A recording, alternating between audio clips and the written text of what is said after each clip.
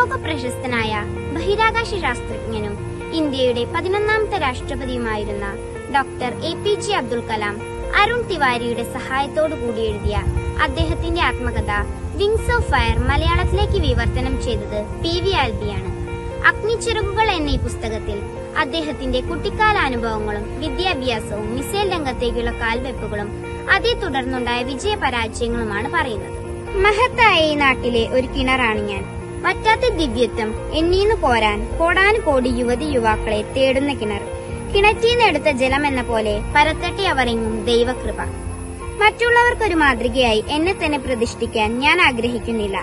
പക്ഷേ കുറച്ച് ആത്മാക്കളെങ്കിലും എന്നിൽ നിന്നും പ്രചോദനം ഉൾക്കൊള്ളുകയും അന്തിമമായ സംതൃപ്തി ഒരു ആത്മീയ ജീവിതത്തിൽ മാത്രമേ കണ്ടെത്താൻ കഴിയുകയുള്ളൂ എന്ന് മനസ്സിലാക്കുകയും ചെയ്യുമെന്ന് ഞാൻ വിശ്വസിക്കുന്നു.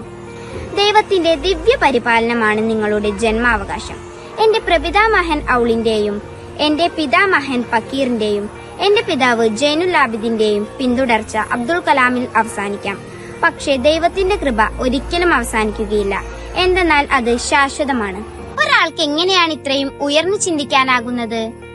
ഒരു സാധാരണ ഇടത്തരം കുടുംബത്തിൽ ജനിച്ചു വളർന്ന് ഇന്ത്യയുടെ രാഷ്ട്രപതിയായും മിസൈൽമാനായും അറിയപ്പെട്ട ഡോക്ടർ APJ അബ്ദുൽ കലാം ലോകമെമ്പാടുമുള്ള കോടിക്കണക്കിന് ജനങ്ങളെ പ്രചോദിപ്പിച്ച, ഇന്ത്യയെ സ്വപ്നം കാണാൻ പഠിപ്പിച്ച സമാനതകളില്ലാത്ത വ്യക്തിത്വത്തിന് ഉടമയായിരുന്നു ഡോക്ടർ APJ അബ്ദുൽ കലാം. അദ്ദേഹത്തിന്റെ ഒരു ഫോട്ടോ കാണുമ്പോൾ തന്നെ ജീവിതത്തിൽ എന്തെങ്കിലും ആയി തീരണമെന്ന ചിന്ത നമ്മളിൽ താനെ ഉയർന്നു വരും.